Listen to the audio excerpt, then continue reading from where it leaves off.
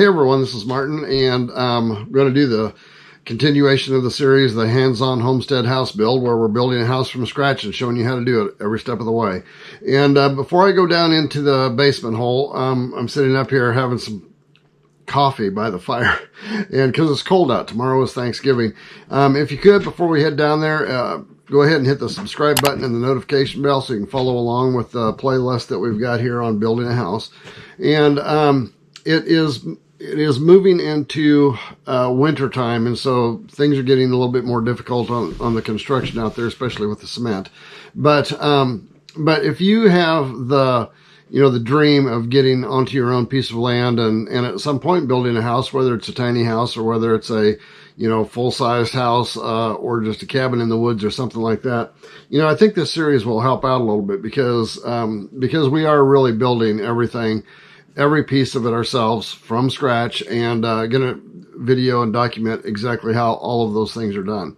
And we built the cabin here where I'm sitting right now, nice and warm and cozy. Shelley is over in the kitchen getting her coffee ready. But just want to give you a general update on what we've done up to this point. We started by clearing the trees, getting a building permit, digging a hole for the basement, which we had to rent some equipment to do that, but we were able to get that done. And then, pouring footings, putting in cement block walls and reinforcing them. And that's what we're going to go down and take a look at. And if you follow back through the playlist, you'll be able to see every step of that along the way. So anyway, come with me. We're going to go down into the basement hole right now.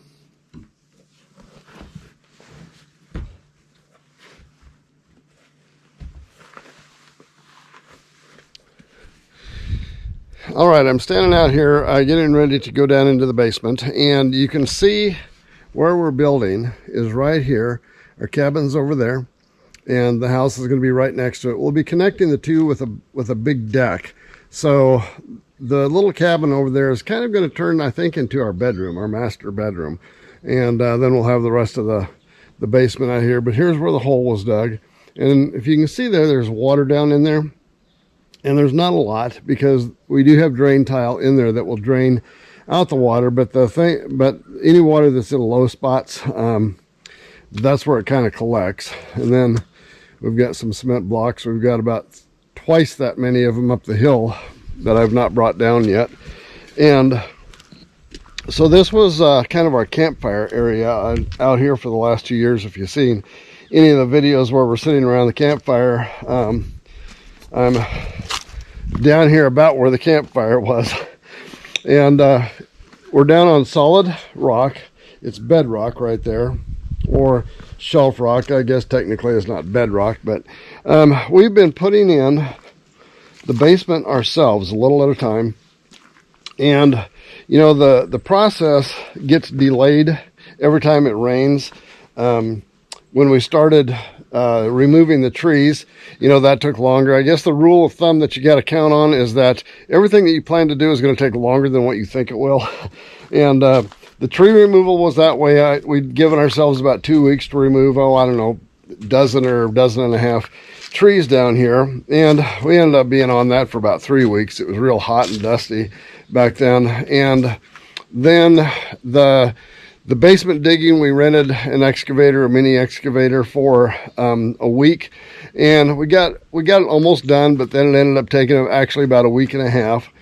And then while we had the excavator here for that second week, we decided to remove some stumps and things around here that we'd kind of ignored, and so that took longer. And then we got started building the footings, and then it rained, and then filled the basement with water, and that took a while, so that took longer than expected. And everything is just taking longer than expected. And I expected that. And you have to when you start working on this. And now the main thing that we're running into now is we haven't had a whole lot of rain, but it does come fairly regular. But we've got this thing far enough along now where we can kind of work down here after there's been a rain, because the puddles are over there and we can work over here. The trouble we're running into now is that it's starting to freeze at night on a pretty regular basis. So we really can't do a lot of the cement work unless we kind of work around those cold freezes. And Shelley left a can of some sparkling water down here, and that was froze the other morning. So anyway, that's kind of the way you have to plan things out. It's going to take longer than you expect, but it can be done. And we've said it a lot of times. We're both in our 60s, and we're doing this a little step at a time, a little piece at a time, and eventually we're going to have a house down here. And again, if your dream is to build a go out in the woods on a homestead or an off-grid place, because this place is pretty much off-grid, not completely yet, but it's very, very close to it. We can run off-grid if we need to, but right now we don't need to, and it's just a little easier to have the grid services here for now. But if you're wanting to do that and you have a dream of doing that, the best thing you can do is just get a plan together and start moving towards that plan. And it's something that, that's really the only way. It kind of takes that human adventure spirit to do something like this. If you don't have that, then you're going to dream about it a lot, but you may probably never actually get anything done.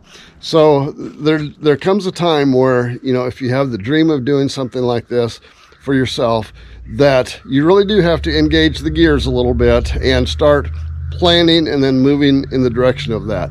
And one of the tips, I guess, that I would say that we have done over the years, we've accumulated building materials and plumbing supplies and stuff like that, just because I've worked on that kind of work for a long time, and we've just accumulated a lot of it. And I took an inventory a while back, and I had probably enough plumbing, odds and end plumbing things to do this entire house. We had, I think, 5 or 6 5-gallon buckets full of PVC plumbing fittings and all of that. So I don't think I'll have to buy almost any of that, because I've already got it. I've accumulated over the years, and we just had things like that. There's rebar is something that I had laying all over the place that we finally just consolidated into, and we had to buy a little bit, but a lot of it we already had. So if you can accumulate up stuff and and even pick it up at sales or yard sales or whatever, the materials that you need, you can start accumulating a lot of that stuff ahead of time,